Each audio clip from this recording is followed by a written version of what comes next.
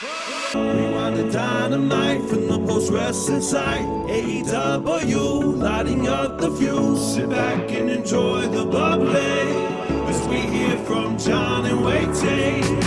Where we're going, we don't need roads. And if the buck stops here, this thing might blow. Everything you hear are opinions of the show. And if you don't like it, go to the forums and let them know. Welcome, everybody, to Rewind-A-Dynamite. It's John Pollock here alongside Wai Ting, where we are live for all members of the Post Wrestling Cafe tonight. Yeah. I hit a wrong button, basically. Usually it's only for double patrons, but you know what? Today's a big news day. It actually worked out really well. Did you have the foresight to know that? Yeah, maybe. Sure. Anytime I hit the wrong button, it means some big news is going to break down. Well, you could have given me some warning today. That would have been wonderful. Today was a very lengthy day. We have lots to discuss, so we're not going to waste any time. We will be getting to Dynamite, but let's start off with the major news of the day, and that is a series of announcements that came out of AEW, mainly the fact that the elusive third hour, Mr. Ting, will be premiering on Friday, August the 13th. It's going to start on Friday nights in a 1-hour time slot from 10 to 11 Eastern on TNT, titled AEW Quinton Jackson. And then, not to be confused by AEW Tom Billington, AEW Rampage will then be moving to TBS, as will Dynamite in 2022. Dynamite will stay on Wednesday nights, 8 till 10 Eastern, but both programs will be moving over to TBS in the new year. On top of that, they will be showcasing 4 quarterly specials throughout the year that will air on TNT, kind of in the style of Clash of the Champions. So huge news. And I would imagine, Wai, that the TBS component has come down in only recently because of the fact that they, one of the spokesmen, or the general manager for TBS and TNT, stated the fact that, yes, the NHL plays a factor in this, as do, several other programming decisions. But you would have to imagine that the TBS component, this was relatively recent that this whole thing came down, because Tony Khan had been talking about this only a few weeks ago, that they'd be willing to, listen to whatever options are there, but it would have to be worth their while. And it sounds like Tony Khan was very happy with the conditions of what this deal entails. Certainly. I think it's a great, from all accounts, seems like it's a great win for AEW here. Not only do they have a chance to have more content on the Turner Network, it seems like contractually they got a bit of a raise. We don't know what those figures are yet, but I mean, Tony Khan has kind of made it seem like it's certainly worth their while. And that means more exposure for all the talent, and, AEW itself being a bigger brand as part of the Turner system. I mean, is it even Turner at this point? Or is it just Yes. Warner? Warner Media, yes. Yeah. So, the big issue is, yes, Tony Khan had noted, he was on Busted Open Radio today, stating it was very, very fair financial considerations. So, they had a contract. So, they, I guess, were given quite the offer to make this move over to TBS. And what would also be interesting is, does this extend the length of their current existing deal? That was a 4-year deal that was to run up at the end of 2023. That was already going to include that third hour, but now they're moving over to TBS. So does this provide an extension? It sounds like it means much more money for them. So that's, to me, right there is a big win. The move from TNT to TBS, the difference in homes is minor. It's like TBS is actually, Brandon Thurston had this stat, it's something like 411,000 more homes have TBS. So it's very, very similar. And you're going to a network that, you do lean on a lot of history, of course, with wrestling on TBS that goes much further back than TNT's history. At this point, I think seeing the loyalty of the AEW audience, they could go to the Oprah Winfrey Network, and I feel like they will do just fine, because this audience will follow them wherever they go. Moving from a TNT to a TBS, which is very much a lateral move. I would assume most people who get TNT get TBS. It's as simple of a flick of a switch, and I don't think AEW really loses anything from it. In fact, they gain a whole lot.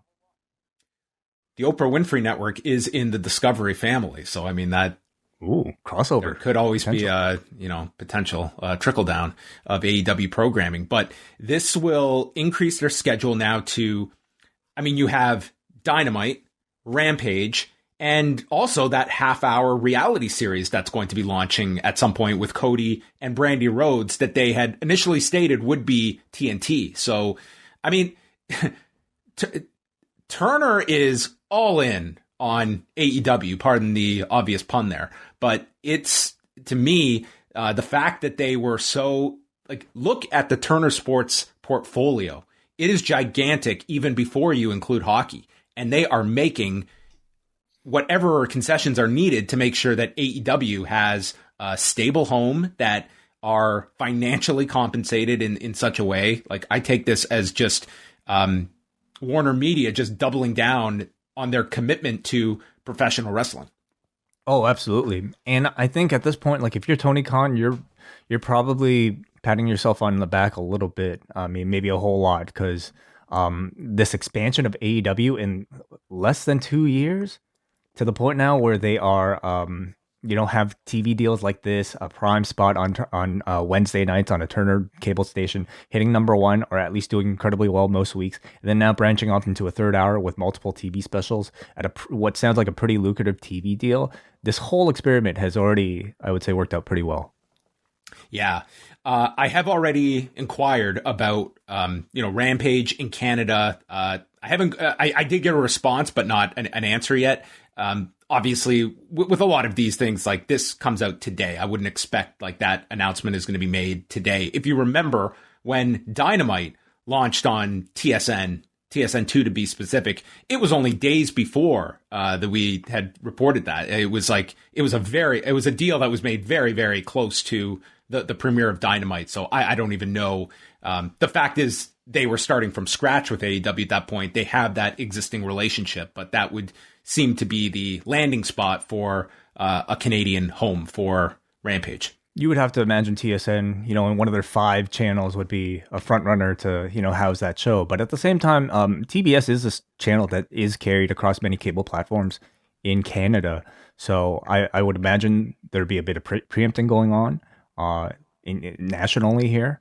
But there's always the chance that maybe they won't pick it up and it'll just air on TBS. There's that option as well. Yes. Just looking at some of Tony Khan's comments, again, this was from Busted Open, where he had noted that they had approached him about making that third hour attached to Dynamite and making Dynamite 3 hours. And Tony Khan was pretty adamant about the fact he thought it was best utilized for that third hour to be its own hour on a separate night of the week.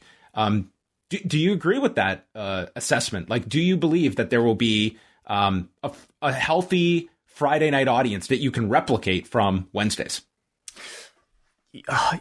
I think it all depends on the quality of the product. Will it be as strong as a Thursday primetime slot? Maybe not, but maybe who knows with this company, because I think they've overexceeded expectations throughout this entire run so far. I certainly think doing a third hour on a Wednesday attached to Dynamite would be a surefire way to truly burn out your audience.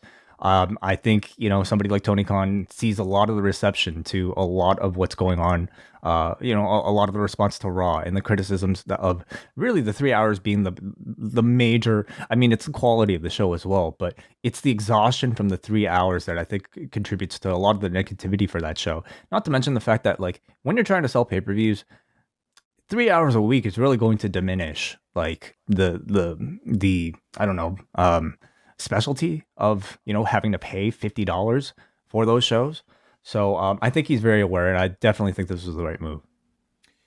Yeah, and in theory, you have 2 million viewers watching a wrestling product on a Friday night that you would hope that you can gain some of that audience. That was the strategy that Impact utilized years ago when they first moved Impact to a Friday night. This was when they were on, I want to say Pop, one of their many stops along the way, yes, where they made it they went to a Friday night slot with the idea of, at that time, it was not that SmackDown was running on a Friday night, but it was, God, I'm trying to remember this. It was the idea that SmackDown proved that fans will watch on a Friday night. So it's not this night of the week that is foreign to wrestling fans. In this case, you do have the potential of your SmackDown audience that you're home on a Friday night, you're watching SmackDown, you're going to flip on a 60-minute show afterwards and sample AEW if you're not consuming the product on a regular basis, not going out of your way on a Wednesday to watch it.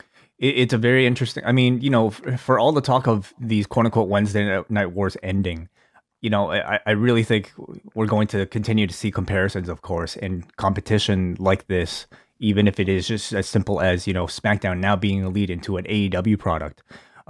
It almost feels like it's a game of chess where, like, okay, AEW makes the first move. Here's WWE, you know, using their big piece, and then now they're retreating, and now AEW is on the offensive and on the attack. And they're gonna downplay it all. Maybe they should, but it's, you know, obviously this is strategic for AEW to have an open slot, first of all, but also to take advantage of that WWE audience. So how do you think WWE responds? Can they respond? They can't, in the sense that if this were a move where SmackDown was on FS1 instead of Fox, I would be ready for them to announce SmackDown's moving to 3 hours. They can't on Fox. You have your local news at 10 o'clock. They can't extend SmackDown another hour. I thought it would have been really interesting if SmackDown was on FS1 instead, where you would have had that ability to not be subservient to network affiliates that have news commitments at 10 o'clock. Well, they can promote, you know, either the network, something right at 10 o'clock on Fridays consistently, or maybe even possibly, you know, telling Fox or FS1, hey, we want to put another hour of brand new content out there. Put an hour on FS1? I mean... yeah, who knows? Putting an hour on FS1 is interesting. That could be a possibility. I think it would do terrible, to be honest. Like, I don't think they have a fresh hour that they could go against this. I think that it would be... This is unlike WWE of 2 years ago that I think might have had more of an invincibility to them. They just got it handed to them on Wednesday nights with a very strong product in NXT. What are you going to put on FS1? What is FS1 going to want to get, that they're not going to want to just create an hour of programming for nothing. And FS1 is going to want something of substance. What would that substance be? If it's just SmackDown Plus, there's certainly, I'm not saying they're not going to do nothing. I think everyone looks at what will be the reaction to this, if anything. The more likely scenario will probably be using that 10 o'clock slot on a Friday to promote something big on your on Peacock, you know, to drive people's attentions away from TV. But we also don't know what Rampage's importance will be. Certainly, to start, I imagine being like a B show, what we would assume would be a B show, you know, at 1 hour length on a national network. They will put everything they will into it to make it seem as big as Dynamite. But will it eventually kind of fall into a pattern of feeling more like, you know, a show that might be skippable, like one of their other dark shows? We shall see. We talk every week about how loaded Dynamite is. I think that they will put all their resources into this extra hour. Are you surprised at all that it's only 1 hour? That this wasn't a bigger show for them? I'm sure, like, the idea, like the reason that they had to start at 10 o'clock rather than maybe like an 8 o'clock or 9 o'clock start time might have had something to do with it. Also, I do imagine maybe the initial terms were for that additional hour rather than an additional 2 hours. Can you see it expanding in the future to a 2 hour on Fridays? Definitely. I think anything is possible, certainly. I mean, there's look at as I said, there will be a point where it's 3.5 hours of AEW programming across TNT and TBS. Sorry, go ahead. I was going to ask, do you think that because it's starting at 10 o'clock on a Friday that we may see content-wise something... I mean, AEW Dynamite is already rather risque, like in the way that they have violence on the show, but, you know, can we get more than just bitch on Friday nights at 10? I mean, they go pretty far on Dynamite when it comes to violence. Another big point to all of this, this was reported by Tony Maglio, that when Rampage moves to TBS in the new year, it's not a guarantee yet it will stay on Friday nights. So that's worth noting as well. I would have a hard time imagining what other night you would program it for. It's obviously, I don't think you're going to see Mondays. Tuesday, I would have to look at TBS's schedule. I mean, TBS, you would think there's more flexibility than TNT, which has its NBA commitments on Tuesday and Thursday. Friday seems like the most logical place to leave it, if for nothing else, of that trickle-down effect of that SmackDown audience. Thursday, it's even on TBS. You think there'll be a sports that they'll potentially, hold wrestling off for? Again, it's hard to say because we still don't know what the NHL schedule is going to look like. Based on this deal, you would assume that TNT is going to be placing NHL on Wednesday nights and keeping that hockey night. But they have a lot of that package, and could some of it be spread over to TBS? Again, they have lots of sports commitments, so that does make you a bit less nimble when it comes to scheduling. Do you think the preemptions will end with them being on TBS now? With Dynamite? Yeah. I think they'll be much more limited because you're not talking about basketball, which has been the key thing that has preempted them. So, I do think that should help. Another big part of this are those quarterly specials. So what they will now have is the 4 pay-per-views per year, and then these 4 quarterly specials that will air on TNT throughout the year. So you have kind of 8 shows to build towards. And I think that is very interesting because that is not something like the third hour we knew was coming. These we did not see coming. And when you look at, if you were looking to expand, these could have been 4 additional pay-per-views. So you look at that revenue you are giving up to do these specials on TV.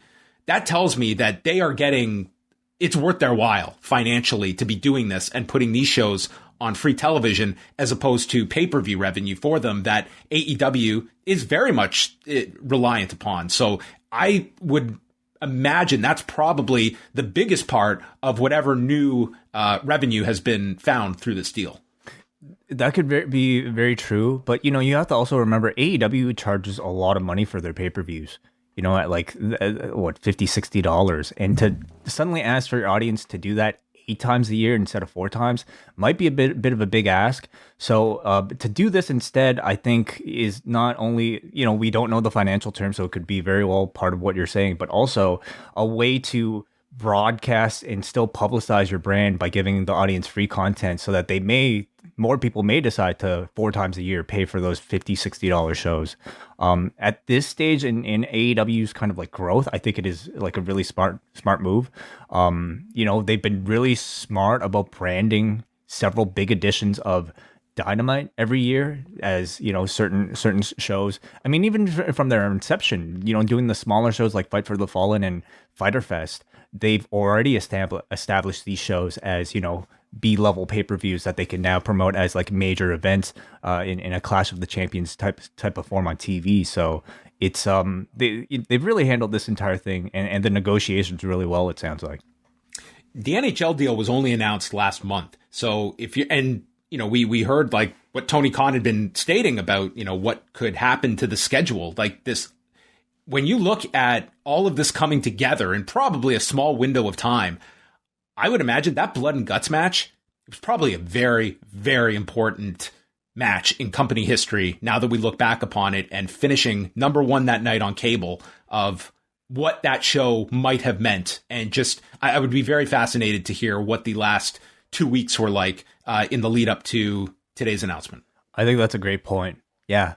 Does this announcement, or how does tonight's, I think you would have had today's announcement anyway, but, would those terms have changed? Would those amounts have changed without that number 1 that they can attach to themselves?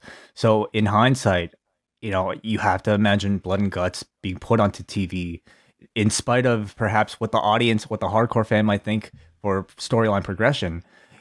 Having something like this to brag about in your contract negotiations was probably a really smart move.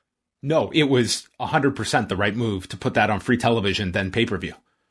Yeah. Means it probably meant significantly more to have that rating that week versus a great buy rate and saving that for the pay-per-view.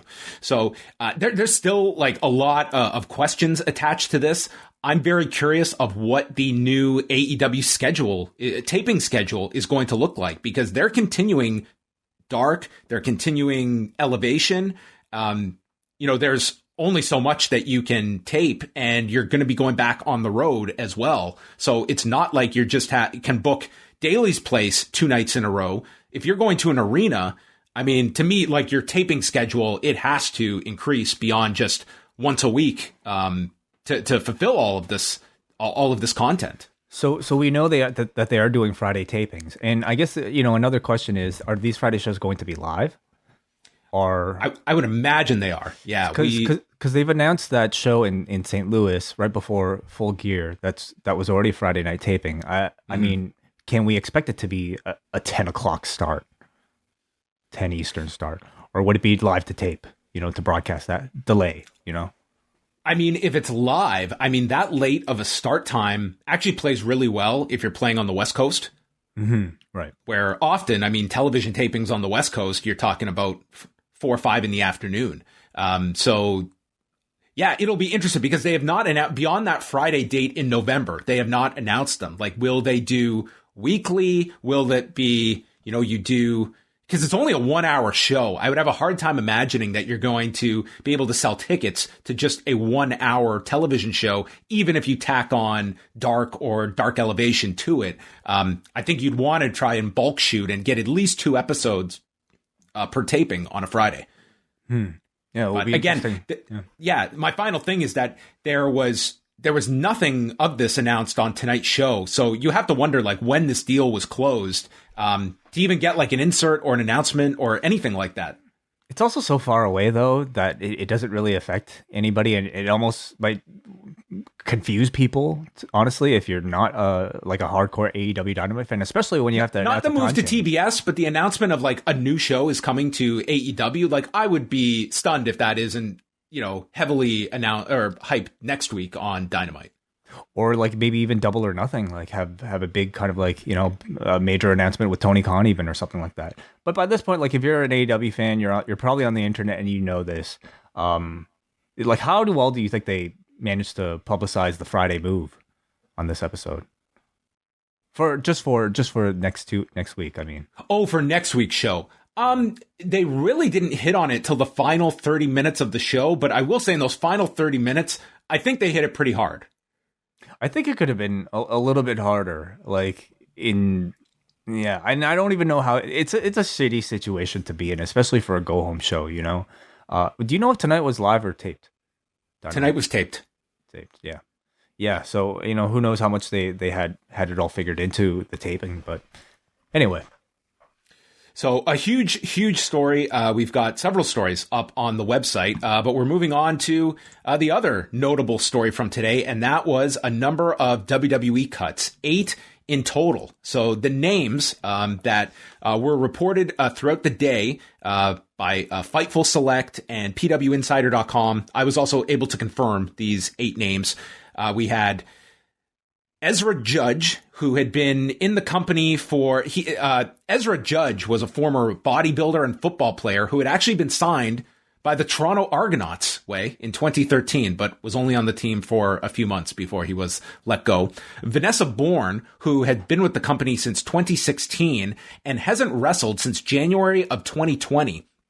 And she had been reportedly like one of those quiet call-ups, but never actually appeared on the main roster. And that's only curious of whether that call-up led to her getting a main roster contract, because that would matter in terms of her no-compete clause. NXT are typically 30-day no-competes. Main roster is 90 days, but I do not know her status. Again, she has not wrestled in a year and a half. Brandy Lauren, who was wrestling as Skylar Story, she was Brandy Lauren on the Independents. She had only been with the company since last summer. Kavita Devi, who maybe a bit of a surprising name because she had been so heavily promoted as the first female of Indian descent on the roster and had been part of that WrestleMania Battle Royal in 2018. However, she had not wrestled since July of 2019 and was getting up there. She was 38 years of age, and they had mentioned at the Superstar Spectacular that there was a family issue and she couldn't appear on that show. So there might have been other factors to that one. Jessamine Duke, who had been working of late in the digital department, surprised at all by that one? Not so much. I get the sense like it seemed like the wrestling part had kind of ended for her. So this seems like more of just a cut with someone that kind of the wrestling project had ended. Yeah. And, is Marina still even a part of the company? She's still there. I mean, she was on TV for that angle when Roderick Strong gave his notice a few weeks back. Right. But it didn't seem like these two were really involved in any sort of other storylines. And to be quite honest, I don't know how far the progression was going, in ring wise. So it doesn't surprise me that much. Alexander Wolfe, who, Tuesday was obviously the write-off in Imperium, where he was just jumped by Eichner and Bartel, and that appears to be his release. And he's already noted that, he'll be free of his contract next month and moving on. A talented guy, I thought, was Alexander Wolfe. And then we have referee Jake Clemens, who has already been booked by AEW out of Cleveland for next month, and Drake Wuertz, which was one that I think this was. You can read the reporting of David Bixenspan. Sean Ross Sapp has a lengthy story about just all of the issues that have been building up for this. This was an untenable situation. This, to me, was an inevitable release. You never want to hear about any of these people losing their jobs, except for that guy. It's quite amazing, especially hearing some of those stories. Even before hearing about those stories, just the idea that this dude was kept around when a lot of people aren't. Now, I do understand, we don't know the exact reason why that they gave for letting him go, and I don't even know if they really need a reason for a lot of these talents. It could just simply be, hey, we don't really see a future with you. We don't want you around. But with Wuertz, with so much I think bad publicity that his name brought around publicly, wearing the NXT logo on his chest, and man, this is an issue that I think goes beyond someone's just political beliefs and into territory that I don't think a major company really wants to be associated with. So I was really surprised it took this long. Yeah, I think that, you can look at all of the stories, and it was a situation that I'm sure they were just, as a company, I think have to be careful that they're not leaving themselves open to anything. In terms of, that line of, somebody's personal beliefs that cross over into a work environment that is affecting other people. Yeah. But from some of these accounts, it feels like, it sounds like there was more than just that. I sounded like a man who was making people feel very uncomfortable going to work. Well, that's it. And I think that is, once you have somebody that is out there and espousing these beliefs, these thoughts that are upsetting others, talking about the fact that he will not wear a mask or believes in vaccinations, you are condemning others for getting vaccinated. Yeah. Again, this was an untenable situation, and this to me was inevitable. The others, I think it's just a whole different category that they are in versus him. Any other final thoughts on any of the cuts? This is, they will, in theory, be available within 30 days if they go elsewhere. So, Alexander Wolfe tweeted he'd be available June 16th. So around 30 days. Yeah, he is certainly the biggest name out of them all, especially, having just been featured in NXT. Whenever I see something like this, I always wonder, hey, did they tell him before going out there? And if not, what was the story that they told him that, they were going to be doing? So anyway, it's rather unfortunate. I have to say, I don't know if I saw that much of a upside to his like kind of trajectory within the company. But we hear about stories like these all the time where like guys leave the company and they just like find themselves somewhere else and they just like excel. So I hope he would be one of those.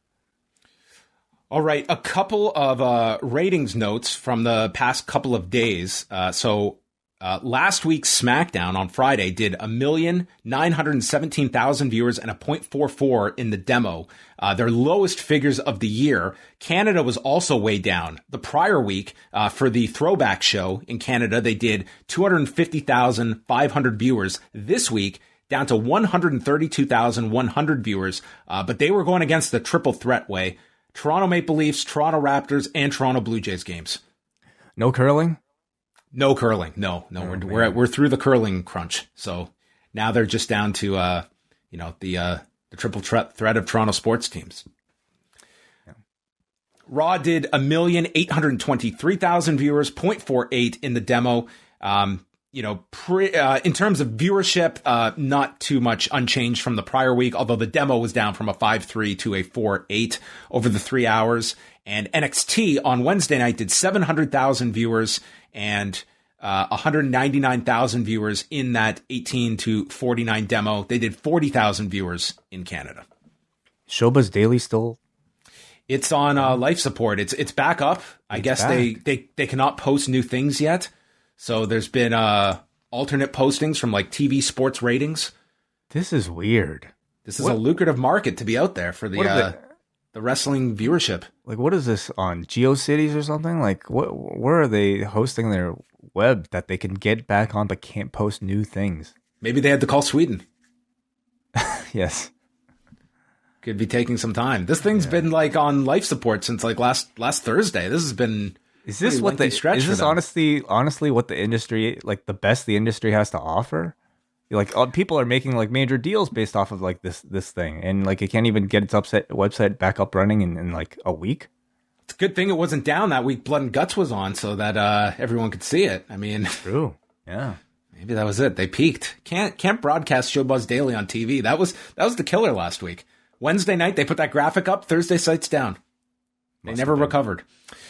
And then finally, do we have any other news? I think that's about it. So there you go, everyone. A busy day. Any thoughts on NXT? I typically like enjoy the show each week. I like the cage match. It was kind of like a nice win for Bronson Reed at the end. I thought Gargano was great throughout the match. They put it over really big. Bronson Reed's got his wife here at the Capitol Wrestling Center. His family's at home in Australia watching this. It's like, this would be pretty cruel to beat this guy under these circumstances. And wouldn't you know it, they gave you the happy ending. That swerve would have made for... you wouldn't have seen it coming, John. They pinned him. Yeah. Heat. No, imagine the heat. I thought the cage was like a perfect way for him to showcase his gifts. Like just a big man flying everywhere inside a structure like that. I thought it made him look really good, and the moment felt really big when he did win.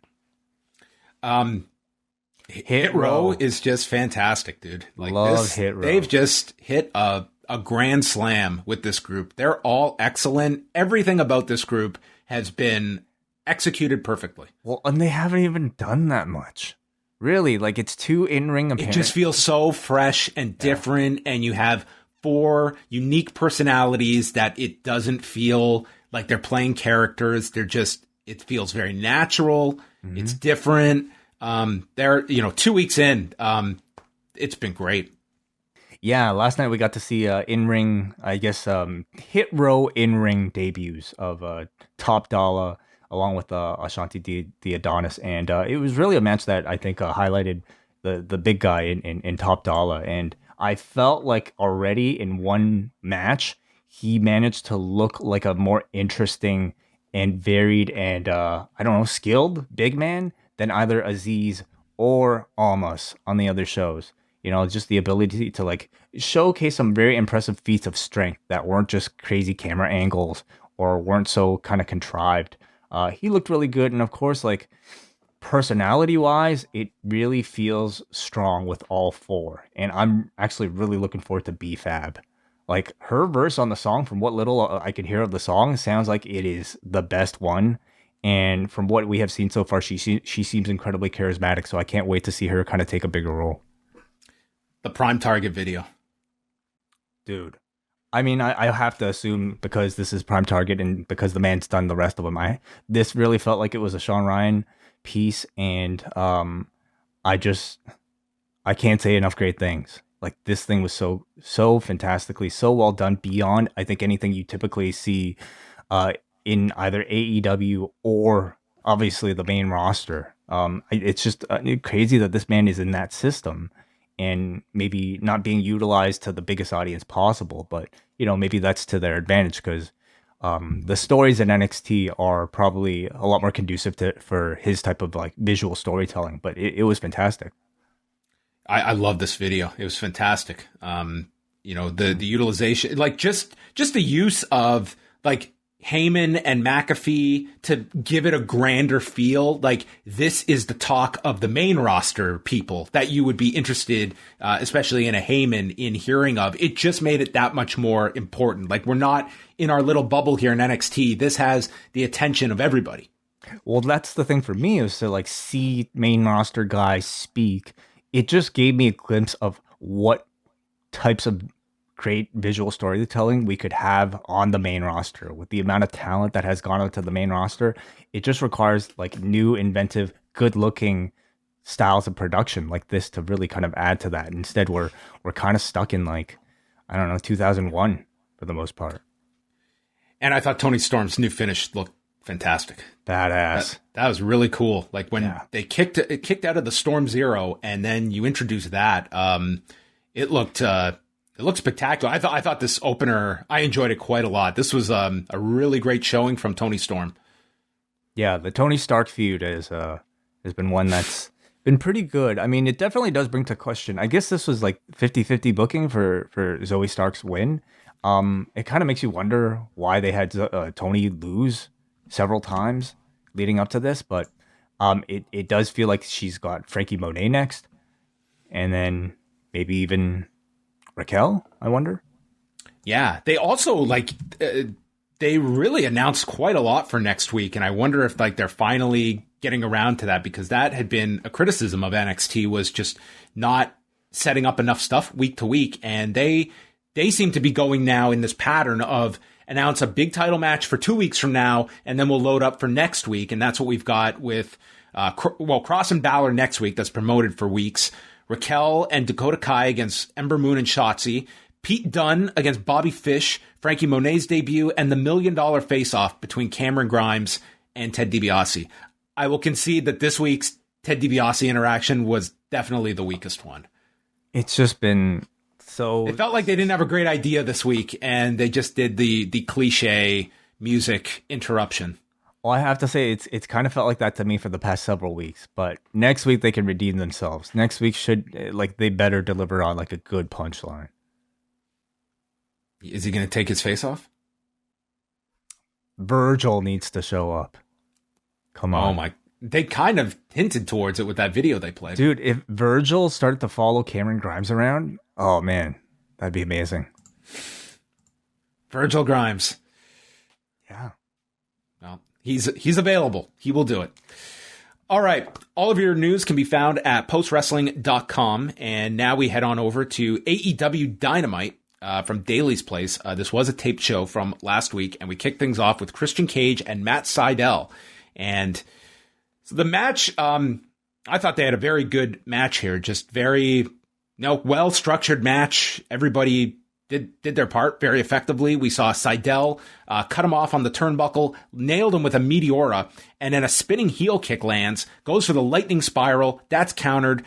Christian is trying for the spear, but it's countered with a sunset flip.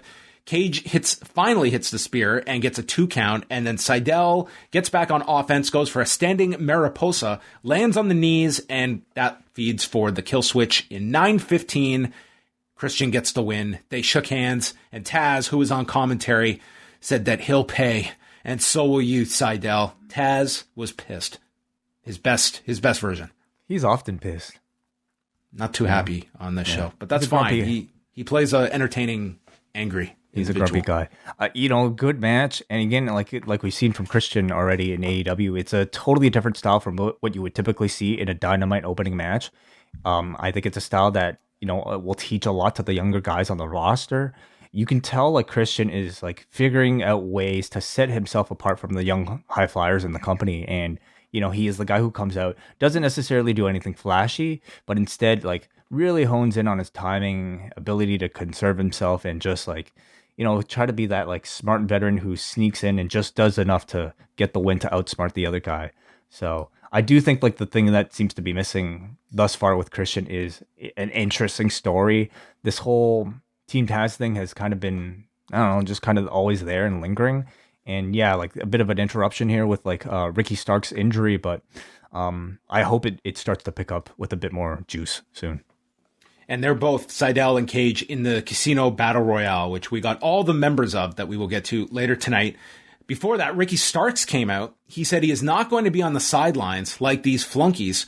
And then Team Taz jumps Cage and Seidel from behind, including Hook, throwing Seidel, attacking him on the floor while Cage and Hobbs attack Christian. Hangman Page runs out. So we've got Cage and Page in the ring. Hangman attacks Cage and Hobbs. Hobbs then misses an avalanche, taking out his partner, and then Page goes for the buckshot. He's caught, stops the F10. Hook is back to chop block Christian Cage. Oh my God, dude. Hook chop blocks Page, and then Cage power bombs Page. Fuck. Dude, one of the thing about like the Vince McMahon-ism about changing someone's name so they don't have the same names or sounding names, that is not one of the Vince-isms that I'm going to critique. That is a perfectly normal strategy to have. Because this segment was designed to F with me. Oh, man. Please, Tony Khan, book it. The 4-way that we've all been waiting for. That was a tongue twister, dude. Oh, boy. Yeah. They were booking Hook as like the difference maker here. Eh? Like he's the guy who like swings the momentum back to the heels. Like Hook is the secret weapon of Team Taz. I can't wait. I can't wait for the big debut. They better give him like all the accolades and build up. They need to book him like Brock Lesnar. That's it. Yeah. Fine beatdown afterwards. Cool. Like this show seemed to be like the entire card is set for Double or Nothing. This show, a lot of it seemed to be there to just remind you of the matches that we're going to see. And this kind of provided that with Page and Cage, and I guess the Battle Royal was promoted here as well. The Varsity Blonds, who are now paired with Julia Hart, Brian talks about his father and said, like a lot of people believe that my father is the reason I'm here. My father is the reason I stayed away from this. It was only when I only saw the dark side of the ring until I met the Young Bucks, who I thought were good guys in this industry. And then Griff Garrison shares a story from 2018 running their merch table at an indie event and said, these aren't the same guys. They need a reality check and they won't stop until they achieve their destiny. Now, these two guys, like they are not seasoned promos, but I thought this was the start of a show that had some fantastic promos throughout. Like this was a heavy promo show, and these guys did like a great job here in like their first serious promo setting. I thought they sounded great. I really did. This was like when we heard that Brian Pillman or the Blondes were going to get this match. We had wondered, okay, was this done to start a play off of some of the momentum coming off the dark side of the ring? And this probably kind of gave you that answer.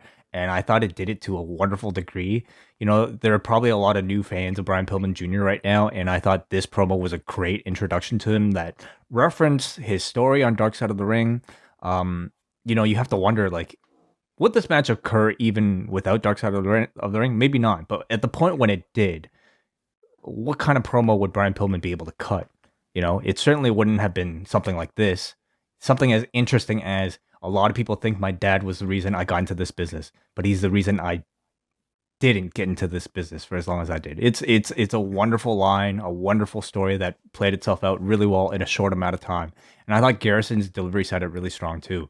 This really gave me vibes of like 80s, like, either early WCW or like late, 80s WWF. All it needed was like a green screen with their logo in the background, and it would have felt totally of that tone. We're going to go, go, go. Yeah. Can't They're wait. such a throwback team. It's crazy. So then we had Jon Moxley and Eddie Kingston. And if you want to have any evidence that the promos here are just the guys left to just go, this is Exhibit A. All right? These guys are so just riffing off of one another. They probably go in with, you're facing the Acclaim tonight. We need 2 minutes. Done. They went a bit longer than 2 minutes, it seemed like. Well, like they had sorry, please, go ahead. Oh, well, Moxley asked Kingston, who are the Acclaimed? And Kingston summarizes them.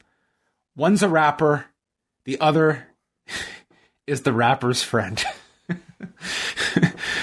Kingston doesn't understand the whole super kick party. They then talk about analytics, which was way funnier than I can recap, and decides to beat the brakes off them tonight. And that was the promo.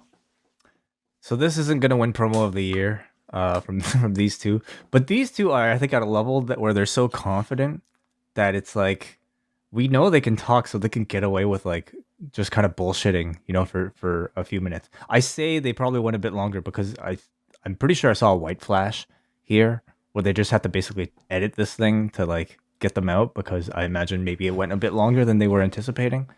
But, they're improvisational and fun.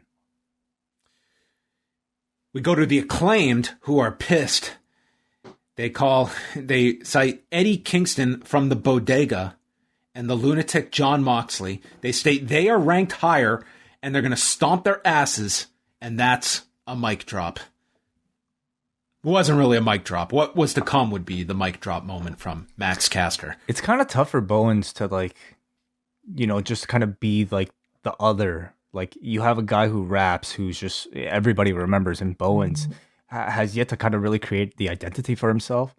I mean, on his own, like the most he's done was that interview with the Big Show that played online, and like on his own, he is an incredibly successful YouTuber and like very accomplished in other areas. So there's plenty to be had, but I think we've kind of yet to see it, at least on Dynamite. He needs to watch some Jake Paul, maybe. That should be his influence. Oh yeah, sure, everybody should. Moxley and Kingston are out to Wild Thing, and then the Acclaimed enter. It's the Major League version now, Tony Khan said. Yeah, so what, did they just get all versions of Wild Thing? I don't know. Maybe this one is cheaper.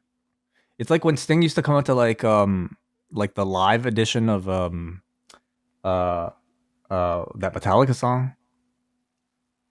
Like am I wrong? Yeah, I remember. Yeah, it's probably the live version. Seek and Destroy, yeah, because the live version is cheaper, I guess. Well, I don't know. All right, so, well, Ricky Vaughn's spirit lives through Jon Moxley. Sure.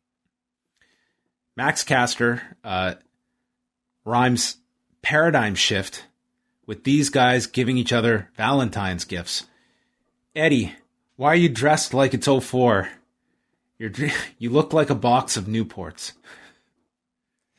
Are Newports a bad-looking box of cigarettes?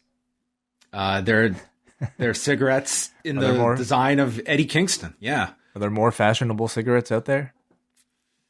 Would Marlboro? Like, you could have called them like menthols or something. I mean, that would probably like if you were compared to a menthol, he'd be that's probably like a skinny. Oh yeah, piece of shit. Kevin in the chat room is saying Newports are menthols. Are they menthols? That's my knowledge of cigarettes then. Yeah, mine too. Yeah. And then he brings up, your girl's been in my mentions hitting me up for some oral sessions. And this crowd was not ready for this zing. There was a mic drop. Yeah. There was a mic drop here. And Bowens just said, what? She just wants us to be on the podcast. Yeah. Fantastic. Well, listen, she kind of set it up herself. I mean, that is the name of the show. So Moxley just attacks Bowens, who is holding the microphone, and then they double team Caster, kicks him in the corner, and there's an STO by Kingston. Kingston starts biting him, and then they get the heat on Kingston, go through the break. Bowens applies the Price of Fame, which is an inverted cloverleaf. Moxley gets the tag. He's running wild. They lift up Moxley for a vertical as Bowens hits the high cross. Kingston is in for the save, and they go for their finish is now called the Violent Crown, and it's stopped by Caster grabbing Moxley from the floor. Caster then sends the chain into Bowens, who Bryce catches, and this gives Caster the opening to grab the boombox, but Mox intercepts and hits him. Boom, with the box. Bowens is all left alone, and there's a wheelbarrow by Kingston into a paradigm shift. That was your basic DDT, and they won in 10 minutes and 26 seconds. Good match, you know. I think largely done to, have Moxley and Kingston on your TV, but also to continue to establish them as a tag team before the Bucks match at Double or Nothing. The Acclaim really, at this point, feel like a very complete team these days. It's a gimmick that's working. They're having solid matches. And this was probably a bit of a sweetened crowd from what you're telling me with this being taped. But I thought the crowd reactions, from what I could tell, were strong for both teams. Yeah, I thought this was like a good outing for Moxley and Kingston just to show some some tag team spots in this. Give them the win. There's like a logical reason now for them to get the tag title shot, which, the challenge was issued last week. But nonetheless, they beat the Acclaim. So they have now leapfrogged the rankings to get this match. Well, special occasions. They've also been on, I guess, Dark. I think everyone's been on Dark. Yes. Yeah. If you pay attention, did you know Austin Gunn was 10-0? I would imagine a lot of people are at least 10-0. Yeah. Chris Jericho is hanging out with Dean Malenko, and Alex Marvez wants to know if they're going to accept the challenge for Stadium Stampede. He tells Marvez he's going to have to wait. And we got like a fun interplay here between Jericho and Malenko, where Malenko called Malenko the man of 1,000 holds. And then Dean goes, "You still have 4 more than me." But Jericho says, "I've forgotten a few." Great. This was funny. I like this. Shivani is in the ring with Ethan Page and Scorpio Sky. Sky talks about idolizing Sting as a child, but then he grew up, and it's time for Sting to step aside, or else he's going to put him down. Page then cuts a promo screaming about Darby Allin throwing him down the steps the week that Sting was away, nursing his injury after Sky put him in a heel hook. "I am here to take everything away from Darby Allin. I will be the nail in your coffin." The lights go out, Sting appears, and Darby comes from behind, attacking them with a skateboard. Sting and Allin beat the piss out of these two. Sting applies the Scorpion Deathlock onto Sky. He's tapping, and the heels try to run off. The Dark Order prevents them from leaving through the tunnel, so they run off an alternate route. Yeah. This is like pretty heavy for the baby faces. Yeah, I guess it was. Well, we still have a week, so we'll see. I guess they got the beat down. They needed their revenge after last week. So after the stairs. Well, they got the stairs too. Yeah, but I was curious to see if like Darby would have any follow up with Miro, and it appears that that's not the case. I also wonder how that shoulder is doing. Did you get any indication from watching this? He was mobile. He did the match last week after being tossed down the steps. So This guy is rubber. So I am certain he will be insane by the time this pay-per-view rolls around on the 30th. And I love how they are promoting this match. This is not a cinematic match, as Tony Schiavone would tell us. It's Sting's first live in-ring match since Seth Rollins. Like they're promising you, if you buy a ticket, you'll see him in the flesh have a match. Which you have to do. You probably you might be not sure if you're going to get a cinematic match or not, but they're making it as clear as possible. You're getting a wrestling match with Sting on this pay-per-view. I think that is the veteran comeback now. You come back, you do your cinematic match, then you come back for your real match in a tag team situation, then you come back for your first singles match, and then maybe it's, I don't know, some other your first cage match, your first lumberjack match, your first, X. Guys, there will be no editing for this match. This will be live. No take twos. Oh, then we had this fantastic segment. The Pinnacle are at this steakhouse having dinner. What a scene this was. This better be a painting one day. Put this on a t-shirt. Yeah, definitely. They seem like steakhouse people. Yeah. Wardlow chugs a bottle of wine. MJF points out Jericho's third grade humor and mentions the bubbly attack from last week. He says, for once, Jericho, you're dealing with someone who always gets the last laugh.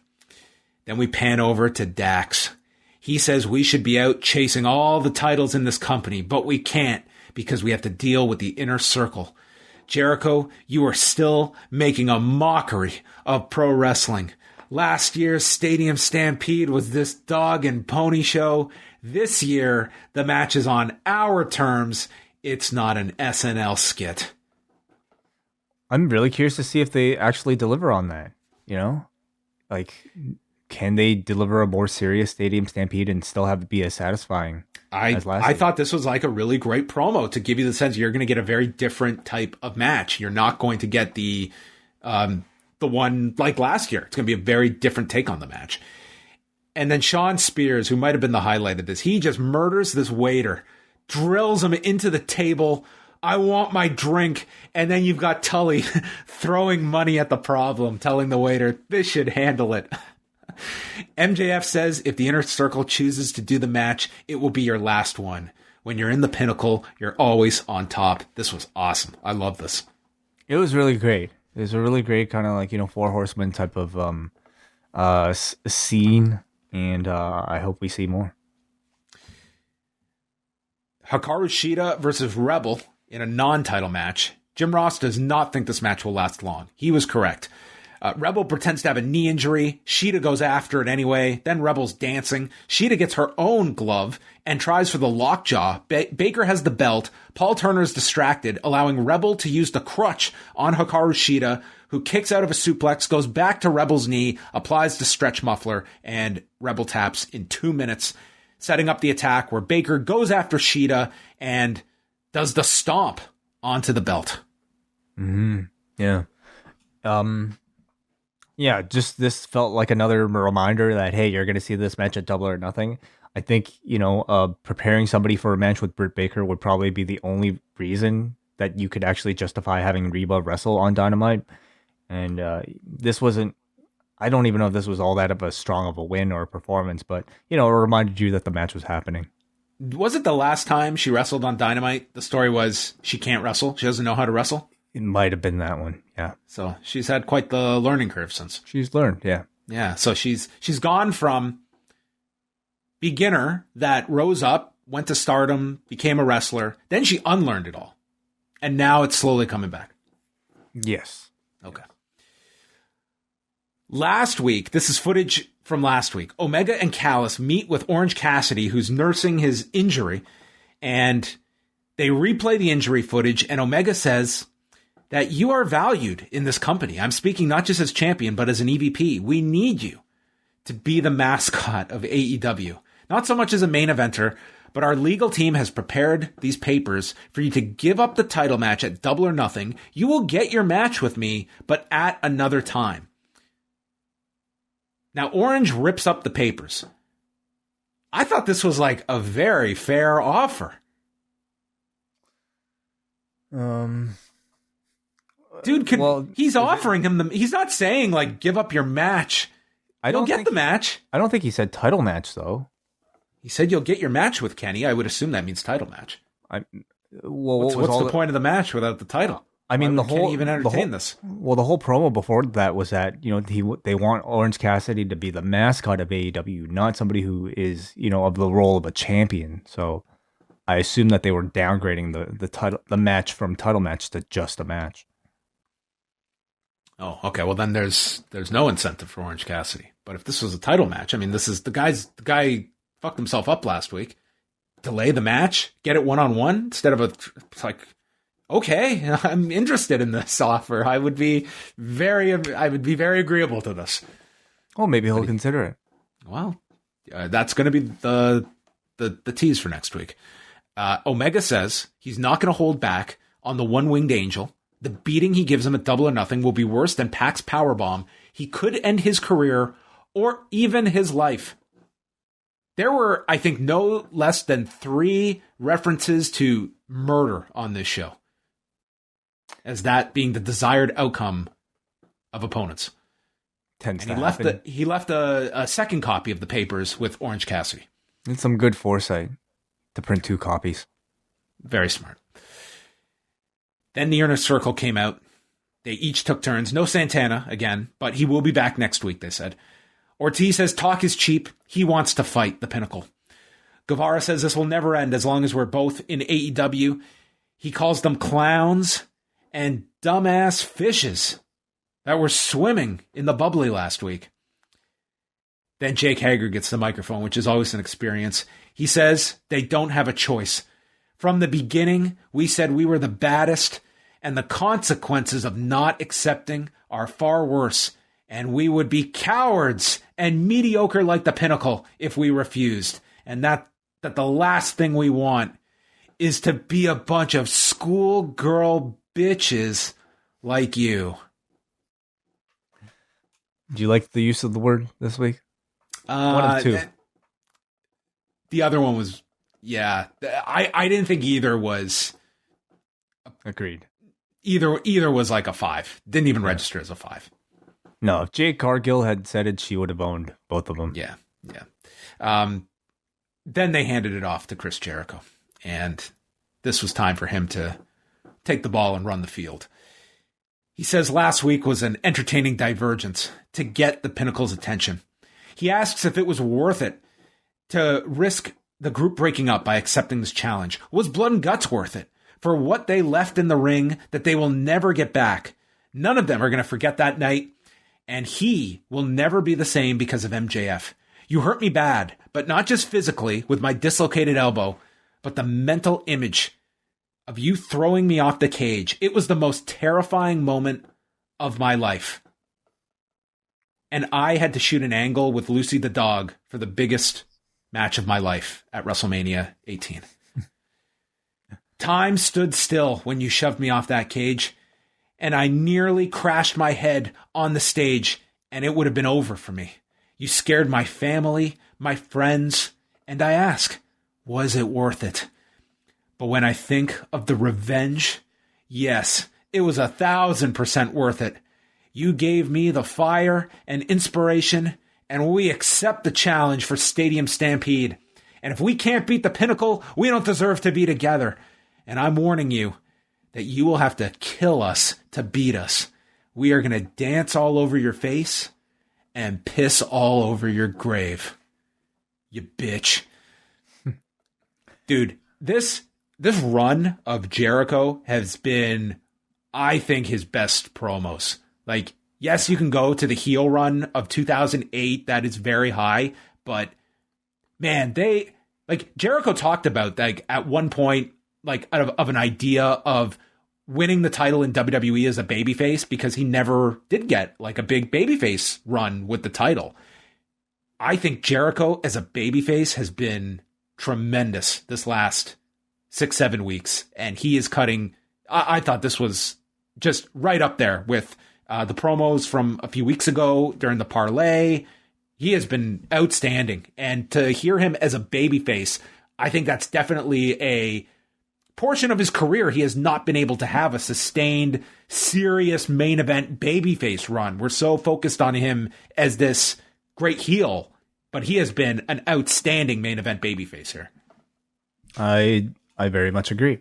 I think as a babyface, Chris Jericho right now really is just a slight alteration of his same heel character. They are very similar promos that you would have heard a heel Jericho say, except he is cutting them on another heel. So, but you know what that means is you want to cheer for him. He is, he's not fighting against the cheers. And also he is saying lines with a ton of edge. He just felt like captain of the team here, really like taking this entire thing. I thought everybody sounded good. Everybody on the team sounded good, but of course the main course and Chris Jericho really took this over the top. I especially liked the fact that he answered the criticism of a lot of people saying that his return was too early and that he didn't sell the effects of blood and guts enough. Here, despite making the appearance last week, he talks about the psychological torment of blood and guts that he'll have to have with him and his family forever. So I thought that added a lot more weight to that spot, which I thought was questionable, certainly after last week. But, and it ramped up the excitement for the Stadium Stampede with that big stipulation attached to it. It's an interesting, kind of balancing act that they have for the Stadium Stampede. Like, you knew when they came back with this would be a type of match that it was so well received the first time. And what they're kind of selling here is a very different version of it. And what does the audience want that? I mean, Stadium Stampede, do you play to a bit of what worked last year, or do you just start with a brand new canvas and do a totally different style of match?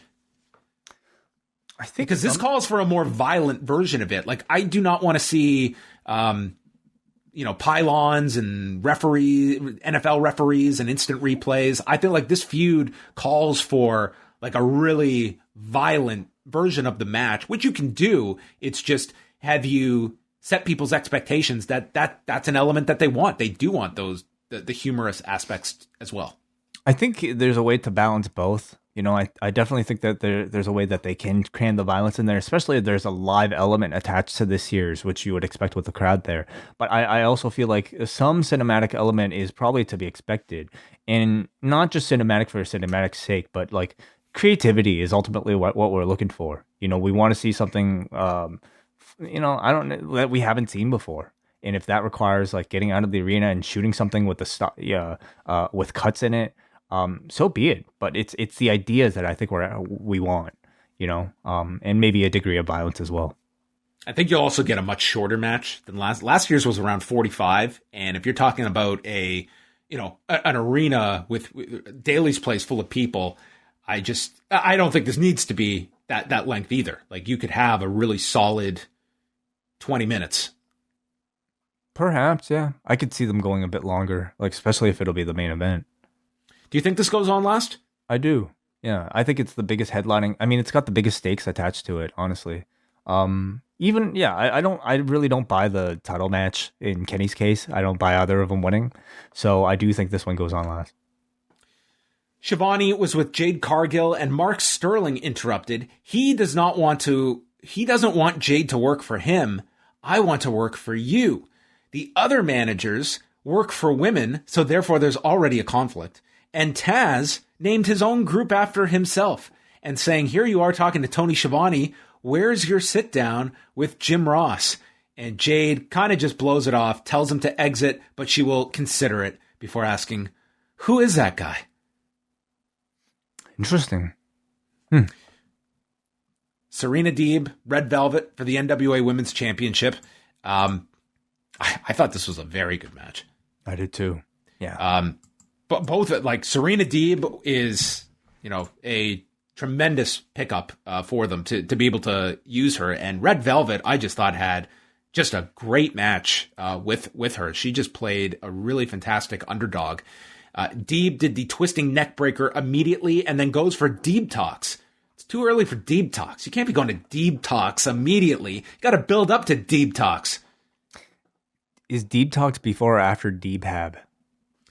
Sorry. Well, you, in theory, go to Deeb Hab to recover from Deeb Talks. It's one and the same. Sometimes one leads to the other. But, I mean, first, you've got to inflict enough damage that thus calls for Deeb Talks. Yes, right. So Velvet comes back with all these big strikes. They go through the break. Velvet goes for a moonsault off the apron and lands just nailing Serena, and then hits a spinning roundhouse kick in the ring. Serena once again goes for Deeb Talks, but it's stopped, and Red Velvet gets a near fall, hooking the legs. Then she goes for a top rope moonsault, lands on the knees of Deeb, and Deeb hits a power bomb, the Serenity Lock, pulls her into the center, and then as she reapplies or goes for a figure four, it's a cradle by Red Velvet for a 2 count. She chops Red Velvet's knee, again goes for the Serenity Lock, but this time smashes the knee over and over, which is going to definitely require some dehab. And she applies the hold in 9 minutes and 32 seconds. Serena Deeb retains. I really enjoyed this match a lot. I thought both performed great. I thought this was like I won't even say a pleasant surprise. Serena Deeb has had really great outings, but this was a really great sign of Red Velvet and where she is at. It was a fantastic match. It really was. I think I am only surprised because like I'm really impressed at how good Red Velvet is, and the fact that we haven't really seen her a whole lot, in a short amount of time, she really just like seems so seasoned. But both of them were just brought great intensity to this match, working really fast, hitting really hard, and pretty precise with almost everything. So, the Velvet hasn't really been given the wins, but man, she's been looking fantastic, and I hope to see her a lot more. Like the whole thing about what the AEW's women's division at this point, it's probably a criticism that I think is being it is really slowly and maybe even quickly like fading away. Like they have a lot of really strong talent that's been able to prove themselves. I do feel though like what is still seems to be missing is enough story and star powers for everybody. So often the cycle seems to be, okay, this person's going to face Sheeta this month or these few weeks, and then we don't hear from them or see them again. And like where's Ty Conti been as of late? They've done so well with her, and then you just don't see her on Dynamite for weeks on end. I feel like Velvet has kind of fallen into that space until a moment like this, but there's so much potential there. Pac was outside of the Elite's locker room, called them elitist pricks, and what fools will bet against the bastard Pac at Double or Nothing. This was his only involvement on the show. I will say, like, the focus, there was a lot on tonight's show, and I'm not even saying that in a negative way, but the three-way match for the title, it certainly didn't seem like a major focus of tonight's show, and I think Pac, I hope they allow him to do a big promo next week that we know he can do. But it's like it does feel like a main event that does not quite have that spark. It feels like it's more of a Jericho versus Orange Cassidy feud with Pac just kind of thrown in there for some reason. The match will probably be, will be great, but not much reason for us to believe that either of them have a chance. Austin Gunn, the 10-0 Austin Gunn versus Anthony Ogogo. Cody and Arn Anderson are out with Austin, the Factory with Ogogo, and this is where they plug next week, Friday night, 10 o'clock Eastern, Dynamite. They note that Ogogo is covering his left eye, which he is 78% blind in. How in God's name are you rooting against this guy? I have no idea. After this week, I don't know. Cody, go for the bad eye. Come on, Cody. Yeah. Like, what an amazing story. No, it's impossible. I mean, there's a lot wrong with this feud, but there's a lot right, too. He fends off Gunn after he runs at him with this dropkick, and Ogogo lands that body shot, and then lands another one on the other side. They note he's got heavyweight power and middleweight speed. Austin Gunn, who I thought was pretty great for his role of what he needed to be. He's bleeding from the mouth, and he won't let Bryce Remsburg end the match. So instead, Ogogo presses him in the air, drills him with a right hand, and the stoppage is called at 2 minutes and 13 seconds. This was perfect for what it needed to be. Like, this is...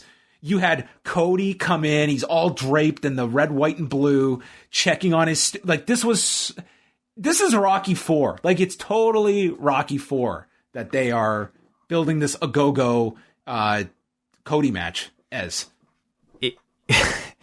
Yeah, it would be great, except, like, when Rocky speaks, you like him. And Cody's promo last week, like, made him more... Oh, a lot of people disliked that promo. A lot of people liked it. Like it was I don't know. Really, you heard a lot of people like that. I saw a lot. I saw a lot positive and a lot negative to it. I I got the sense it was largely negative. But when you're that 50-50 split, when you're supposed to be a babyface, I don't know if you would consider something like that to be a success. I do love the booking of Ogogo here as this in-ring threat. He looked tremendous. Austin Gunn was great. I love the use of mouth blood for internal bleeding. Big big fan of mouth blood. But the USA stuff is like, where I sour on this after the promo last week, and even just like the whole thing of like the anti-American guy coming out with the American stable and like all cute. What's QT thinking this entire time? Yeah, America sucks. Like, I don't buy that at all. He took the American flag and he threw it, and Cody just like limbers away just to grab this flag so it doesn't fall on the ground. And the flag is Apollo Creed. It is, yeah. You should come out to with Creed shorts. It would not surprise me. I do think that match is going to have a lot of heat from that crowd. Which way, I wonder? We will see. Oh, well, I mean, there's no one traveling over here, so it will probably be a very American crowd. See, are they going to do USA chants? Because that's where I feel, this feud is designed for the USA chant. But with the reaction that this crowd has had to that sort of promo, will they not do it? Because wait, this is going to be in Jacksonville, the same city where they booed Zhang Wei Li coming out last month during the UFC card. Well, I also think Ogogo will probably have to do the anti-American promo thing a little bit harder then to really kind of rile that crowd up. But it all sets it up for maybe Cody will give his big speech at the end, rallying everyone together. Maybe they'll hug. If I can change, you can change. Yeah, not the best setting for this. This should have been him going to enemy territory, but nonetheless. Well, we got a recap of SCU's loss last week and shot of Daniels all stitched up. Daniels is asked about his future. He just shakes Kazarian's hands, whispers something in his ear, and walks away. And Kazarian says, "I cannot explain what that man has meant for me. And he has earned whatever it is that he chooses to do. I know what my path is. I lost part of myself last week, and I blame it all on the elite. I will hunt each one of you down. You will learn about loss and learn what it's like to have your heart ripped out. I am a bomb you can't defuse and a gun you can't unload. And that is the gospel according to Frankie Kazarian. Bitch." Holy shit. Dude, the promos were spectacular tonight. Dude, another mic drop here. Yeah, he was fucking great. Frankie was. And condolences, too, to Frankie Kazarian. His father passed away over the past week, which would have been after this was done. So, obviously a very, very unfortunate life event for him. Absolutely, yeah. I don't know if this is like the last we've seen of Chris Daniels. Something tells me because of how non-committal it all feels that it's not, and that we're going to see more of Chris Daniels somehow. But I do get the sense it might be the end of him as part of this story for now, and that greatly disappoints me, especially after cutting away so fast last week, which, I mean, was another common complaint about last week's show that the Bucks have actually put in their bio now for taking credit for.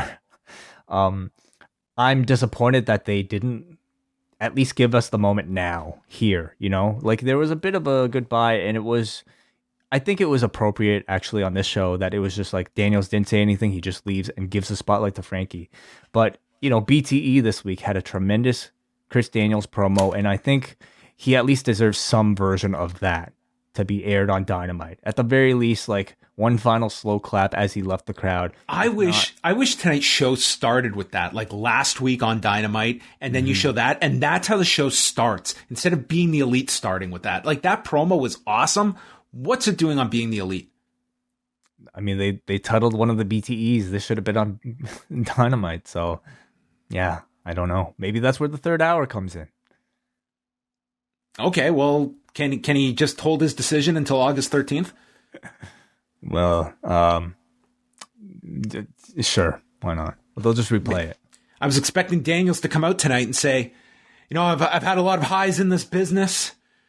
I shared this ring. in September of 2005 with two of my best friends at Unbreakable 2005, which John Pollock and Wai Ting are going to review on Friday on Rewind-A-Way. That is correct. Absolutely. Hey, if we're comparing about output this week or over the past week, certainly Chris Daniels has the edge over AJ Styles. But we're going back to 2005 to talk about, I would say certainly maybe Chris Daniels' most famous match and maybe TNA's most famous match in the triple threat with those three. That full match is up on YouTube if you guys wanted to go check it out before our review comes out on the Post Wrestling Cafe on Friday morning. Yes, it's a really great show we have coming out Friday, really going deep into TNA in 2005. But ladies and gentlemen, it has come to this. Out comes Miro, the new TNT champion. He is defending the title against Lance Archer on May the 30th.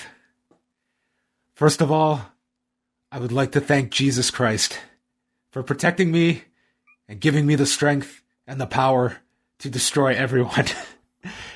This was already the best promo of the year. Invoking the Lord's name to thank him for destroying everyone was the absolute best way to start this promo. This guy, everything has now fallen into place. And that is my talent, not Darby Allin's talent, isn't it? He talked crap online. If you have what I want, then it's all done. I forgive you, Darby, for disrespecting me. Now you can go home and make another one of your student videos. your grainy student videos.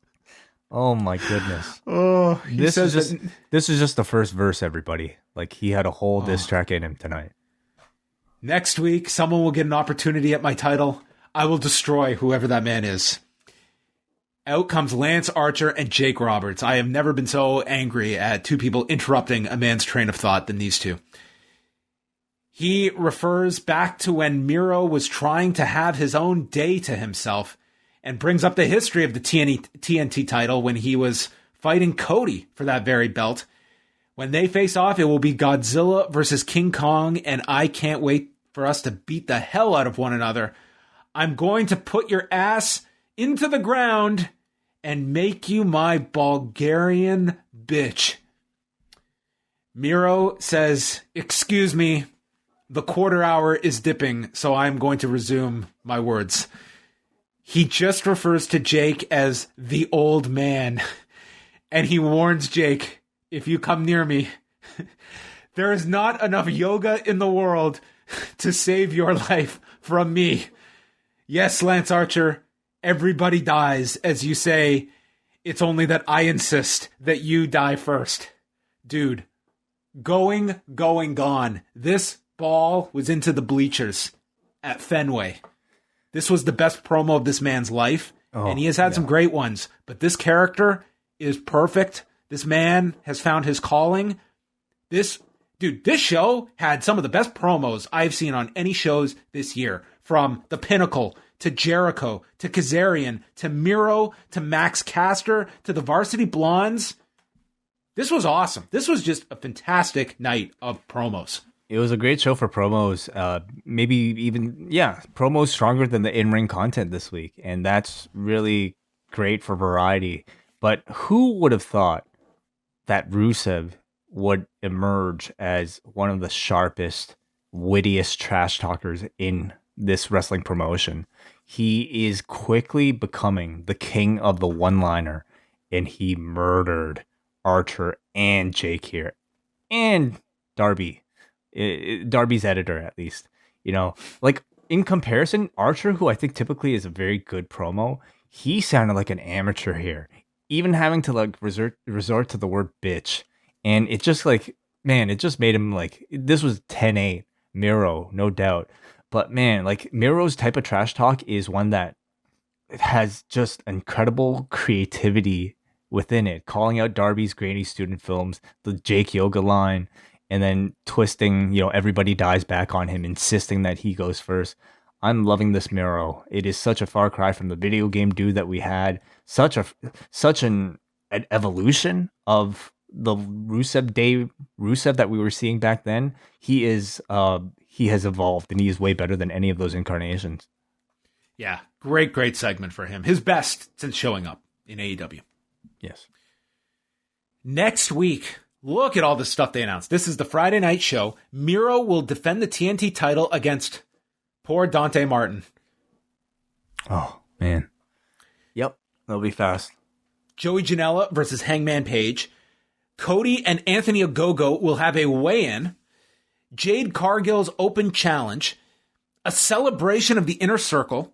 Evil Uno and Stu Grayson against Scorpio Sky and Ethan Page. Darby Allin against Cesar Bononi. Hikaru Shida's 1-year celebration as women's champion. And Orange Cassidy will answer or respond to Kenny Omega's offer. So that is a lot of stuff that they have announced next week. They usually have pretty full shows announced. Yeah. Got nine different things announced. And they have confirmed Sting and Darby Allin against Page and Sky for Double or Nothing in a live wrestling match. Mm-hmm. Main event, Young Bucks against the Varsity Blonds for the tag titles. Early on, the Blondes send them to the floor and do the Young Bucks pose. Nick does a rope walk all across the side and then hits a double foot stomp onto Pillman in his $10,000 Nike Dior's. Yeah. Yes, which would be a big focus of tonight's match. The announcers talk about Dark Side of the Ring. They get the heat on Pillman, and they are explaining that the referees are intimidated by the Young Bucks to enforce the rules as they are blatantly double teaming in front of Rick Knox. Pillman is fighting back. Great facial expressions. Matt applies the sharpshooter. Nick uses the cold spray into his eyes. Garrison breaks up the sharpshooter. And then Nick is faking a knee injury. When Matt gets caught with the can by Rick Knox, who takes it away, Julia Hart is on the apron as Don Callis says, "Don't trust a Hart." That's what we say in Canada. And then the Bucks spray Julia Hart in the face. This leads to a near fall as Brian gets Matt in an inside cradle. He kicks out. Matt goes back to the sharpshooter. Brian is selling and selling. Garrison's out. And then Nick hits a slingshot facebuster and Pillman has to tap at 11 minutes and 34 seconds. Really fun match. I thought the Bucks played some really entertaining heels. They, really wrestle a similar style, but they drive up the obnoxiousness really well, including the sneakerheads who don't like the $10,000 shoes being worn on, I guess anywhere. But it put the Varsity Blondes on people's radars. It's their biggest match in AEW thus far, and I thought they did really well. So I don't know how they're gonna build on this for them. It just might be a case of like, hey, now you know about these guys, go catch them on Dark. But I thought for a big test for those two, they did really well. I thought so too. Like, this was a good showing for them. I mean, I know some people are going to be put off by like the spray can and the heavy utilization of it. I do think it's really working for the Bucks. Like this whole heel act. Like I think it's really been effective for it, and I haven't been turned off by any of like the heel antics. I think that's like it's building for like this big showdown now as Moxley and Kingston appear in the ring and attack the Bucks and choke them out cold, and then proceed to steal their shoes. Kingston even stole Nick's socks on top of it. And with that, the graphic appears. The match is made for Double or Nothing of Moxley and Kingston challenging the Young Bucks. And then we got a whole rundown of the pay-per-view, which will include the Casino Battle Royale, which includes Jungle Boy, Isaiah Cassidy, Matt Sydal, Christian Cage, Ten, Matt Hardy, Penta, Mark Quinn, Hobbs, Evil Uno, Stu Grayson, Garrison, Max Caster, QT Marshall, Pillman Jr., Dustin Rhodes, Colt Cabana, Anthony Bowens, Lee Johnson, and Nick Comoroto with guest commentator Paul White. I wanted to get all those names out because I had to pause this and like squint to see every identity on these cards, these 20 tiny cards, like I'm playing solitaire on a bloody Commodore. Well, good job. Thank you for getting all of them. Got them all. Now, I'm looking at the Wikipedia and it says a TBA on it. I wonder if there's somebody else. I don't know if they mentioned any TBAs on there. They could. They put in surprises before. So anyway, those are the announced names so far. Maybe they'll have some added names in there as well. So there you go. We've got the whole card. And isn't there usually like a Joker or whatever they call it? Wild card, Joker. I mean, that was the early incarnations. Remember where they came out in the pairings? I don't know. The Casino Battle Royale concept, I don't know if it's quite taken off. Well, they've been doing it every year. Yeah. All right. Well, there you go. That was Dynamite. This was like some phenomenal promos. Match wise, a good main event, really good women's match. I thought as well. I thought that over delivered. But tonight, it was really, to me, that the promos were the big thing. They, to me, were the big standouts on this show and giving a lot of guys a chance to talk. And I think that was a really effective use of many of these programs to advance them. I found it to be a very entertaining show. The in-ring was strong, but it wasn't the type of show where you'd go out and say, man, all these matches were like pay-per-view quality. I actually thought the women's match was probably my favorite on the entire show. But beyond that, it was a great chance to like see some of the younger talent get showcased, and this show really had one objective, and that was to make sure that the audience knew what the full card for Double or Nothing was. And by the end of it, you had every match listed. I feel like they could have done a better job promoting the Friday appearance, but if you're a Dynamite fan at this point, you probably find out and be reminded in several other ways through social media. I think it's going to be tough next Friday. Like, I'm not expecting them to be able to replicate their Wednesday audience. I think it's a tough spot, but it will be interesting to see without a big promotional push like Rampage will get. What can they draw on that Friday night slot on TNT? Mm-hmm. Yeah, it will be interesting. I mean, it's so early to tell, but it would probably be some indicator of it at least gives you a baseline. Like, if they do 800,000 viewers next Friday night, that's a really strong sign. If based on a week and a half of promotion. Mm-hmm. How do you think Double or Nothing looks this far out? I've got to say I'm looking forward to the show. I think, you can talk about like the setup and pairing it with Blood and Guts, but overall, like I thought tonight did a really good job of building up Stadium Stampede. Jericho's promo was excellent, and I really like the Pinnacle kind of showcasing like this is not going to be like last year's. This is going to be a different thing, and I do think Stadium Stampede will mean something for a lot of people.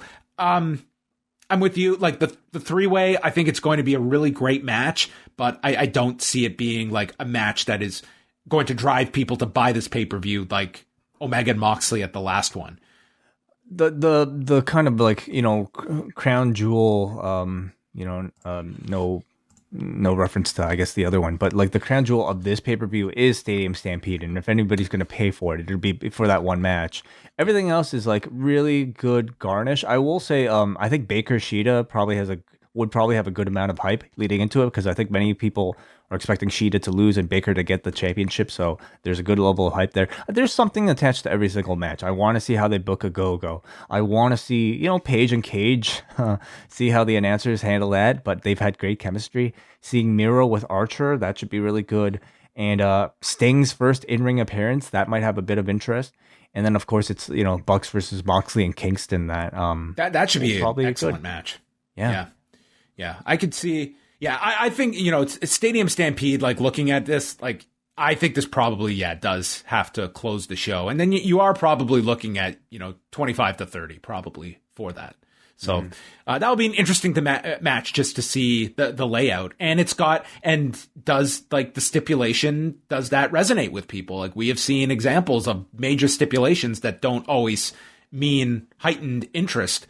This is one, like, this is a main event feud, and you're teasing something really big in the potential breakup of the Inner Circle.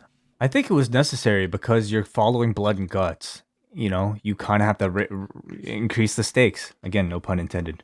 But I think it in some ways might telegraph it, because I don't know how many people believe that they would, disband the Inner Circle. But I think for storytelling purposes, it's necessary. Well, let's go to forum.postwrestling.com. Tonight's poll, on a scale of 1 to 10, gets a 7.07. Noah from Vaughn: Dynamite tonight felt formulaic in a positive way. Due to this being the final Wednesday show before the pay-per-view, they did everything they could to heighten interest for the pay-per-view, as they always do on their go-home shows. I'm really looking forward to Double or Nothing, and with a full crowd in attendance, the atmosphere is surely going to be incredible.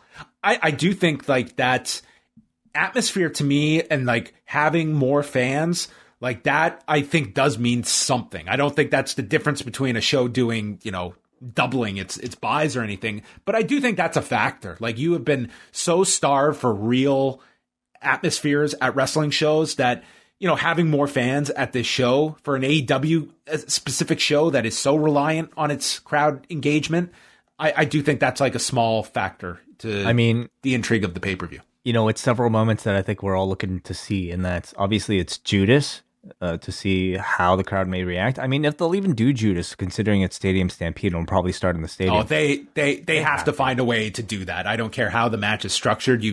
They should start in.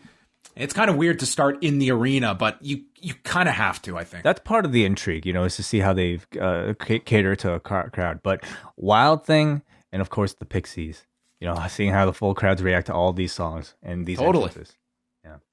All right, we go to Kate up next, who says, that was a lot of fun. Serena versus Red Velvet was my match of the night. I hope that they flesh out Serena's character a bit more now that she's back, because her matches are almost always stellar.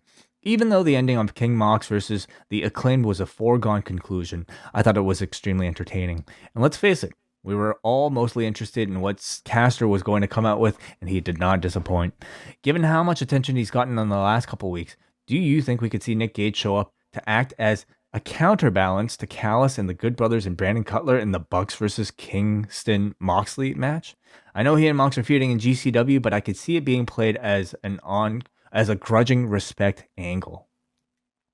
Nick Gage showing up in AEW, I can totally see happening. Oh, I can absolutely see it happening. He would be a perfect fit in this three-way feud. And he is, I think, at the level of like cult status now that he could just make an appearance cold and people would lose their shit. You know, especially after Dark Side of the Ring. We kind of, I skimmed over this from Noah, but he did have a question in here as well. Could you see the potential of the Joker, which is brought up here, the entrant number 21 in the Battle Royal, being Paul White, who is on commentary? And then winning. Sure. Yeah, so what does the winner get? The winner gets a future title shot. That, you know, I don't. I think you'll see a lot of like negative reaction to that. If they went ahead and had a non-wrestler come in and just suddenly win a thing to like, unless like that was their way of getting to Omega versus Big Show. If for some reason like Kenny Omega thought that would, or like they thought that would be a big attraction for a TV show. I think the angle for him is like he's got to be the fun-loving, you know, color commentator, and then you shoot the angle where he stands up for the like Tony or Jim Ross. And if you wanted to do that, then it's Don Callis being a shit disturber and Paul White finally stands up to him. Like, there are ways to get there.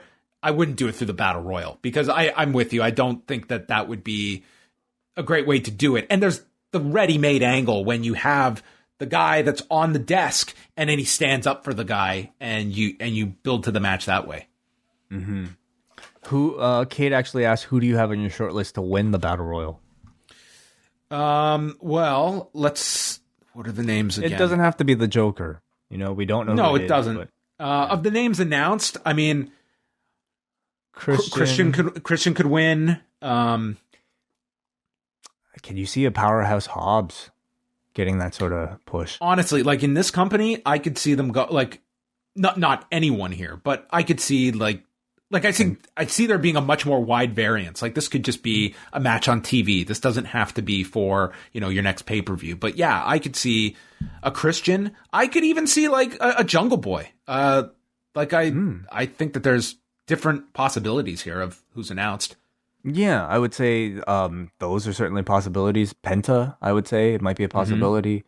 Trying to wonder who else would be ready for like a title match situation. Maybe not too many others, actually. Who do we have next? Let's go to Mark here. It's too bad we can't get another gun to challenge Ogogo before Double or Nothing.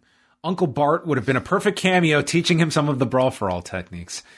AEW has done a good job slowly integrating real music as entrance themes. I can imagine it's going to create a really good atmosphere for being in front of crowds. When you have thousands singing along to Wild Thing, Where's My Mind, or Tarzan Boy. I look forward to more sing-along style entrance music and think it will definitely help create a unique atmosphere that's going to help once they are back on the road. 100% agree. Finally, we got a Chris Sonato who says, I don't have much to say while I teeter here in anticipation of my first vaccine dose this Saturday morning, other than Miro is the best ever person. His promo was so good that I'm going to probably dream about it tonight and forever. Even his ad-lib when the fans were chanting for Darby was perfect. I've got your Darby right here, as he held the TNT title to the sky. And Brandon Cutler's audible when the first can of cold spray was empty was a fun bit of live TV as well. 10 out of 10 for AEW Promo Night. Cheap plug, Phil, Lord of the Court Chair Talk, and I will be hosting the inaugural Twin Peaks watch-along in the post-Discord tomorrow night at 9 Eastern, 6 Pacific. Ooh. Twin Peaks, you ever watch that? No, I did not. Though I hear it's a wildly popular show. Discord, postwrestling.com/Discord, everybody. There's always something going on.